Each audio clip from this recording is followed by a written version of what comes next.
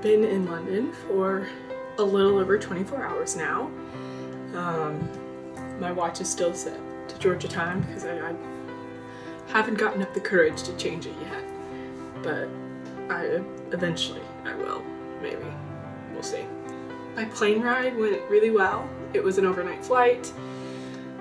I didn't sleep very much at all, and I think, no, I don't think, I know that is part of why this has been so tough and emotional because I got maybe 2 hours of sleep on the plane. I would have gotten more sleep if I'd known the headrest, you can move it up, but you can also like turn the sides in and boom, you have something to rest your head on. So if any of you flying Delta, there you go, you're welcome. These past 24 hours have been an absolute emotional roller coaster. Hands down, the hardest thing I've ever done in my life. Up until this point, I'd always said raising a guide dog and giving him up was, I mean, we all know how that turned out, but still, it was really, really hard. But the biggest difference in that and this, aside from it being a dog, is that hard time I had someone to help me with. Whereas with this one, I moved to a new country by myself. I don't know a single person in this massive, massive city. And it has been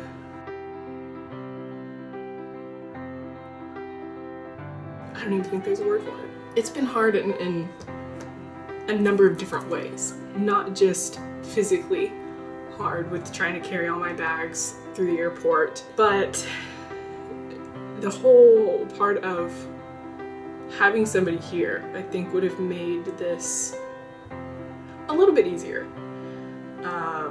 Just to have that security from home. Because when I was younger, I used to get homesick a lot and very, very easily. I think a little bit of that has always stuck with me. It's nice to have that security of home, but also it's nice to have a friend with you. I've seen a lot of people moving in with their parents around. I've cried a lot, but I've cried a lot, but they're not tears of sadness necessarily. They're not like, oh man, I'm miserable, I hate it here. Not at all. And then every time I call my parents, I just burst into tears, but I don't want them to think that I hate it here, because that's not the truth at all. It's just, it's hard. It's growing up. It's learning something new, doing something new. And it's been hard because not only do I want, a companion here to help me, to experience this with me, because what an experience this is. But that also helps share the excitement of it all. And you're just like, oh, look at this. But then also it's getting everything set up and having to do it entirely on my own. And when my place came fully furnished, it doesn't have, there's no food here. It came with one towel and one hand towel, just things like that. And there's no cars, so you can only get what you are comfortable carrying, and what you are comfortable carrying for half a mile, because there's not supermarkets or grocery stores or Walmarts or Targets just on the corner. You just have to get what you can carry and hope that your arms don't get tired. But I am enjoying it. It's a lesson that I needed. In a church sermon very recently, they were saying when you pray for something, say you need more patience or something like that, God doesn't just like, here you go. He tests you, and it's kind of like, oh, you have to earn it. Like asking your parents, hey, can I have $100? They're like, you can do this, and this for me, and then you can have $100. It's kind of like the same thing, in a way. I'm not really sure what I'm learning or what I'm acquiring, what skills, but I know it's going to be important. Maybe it's just learning independence and learning more about myself and realizing what I am capable of. I realized when I tried to charge my computer last night, I thought this was an adapter. Turns out it's just a power strip that you plug into American walls. But this is nothing compared to me forgetting my underwear. In the shuffle of packing everything and moving things from larger suitcase to biggest suitcase, my underwear didn't get moved. Thankfully, I had 2 pairs in a carry-on bag. But yeah, I forgot my underwear. I forgot my underwear.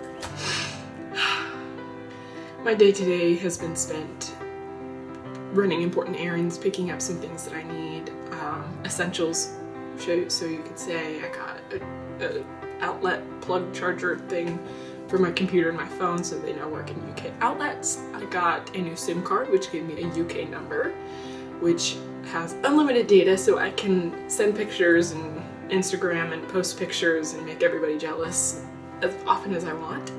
But the first thing I did once I got it was FaceTime my parents while walking around the streets of London, which drained my battery, which caused my phone to die while I was out walking around.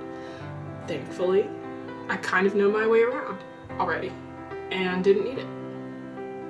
Except when I was at the store buying underwear, because they use UK sizes and I didn't have a size chart to compare US and UK sizes. So I was like, well, maybe I'll check the tag on my underwear. My underwear is one size, so it didn't work like that. So fingers crossed the underwear I bought is the right size. Very, very, very thankful that I have a week to settle, an entire uninterrupted week to settle in and just get used to everything and hopefully get all my crying out.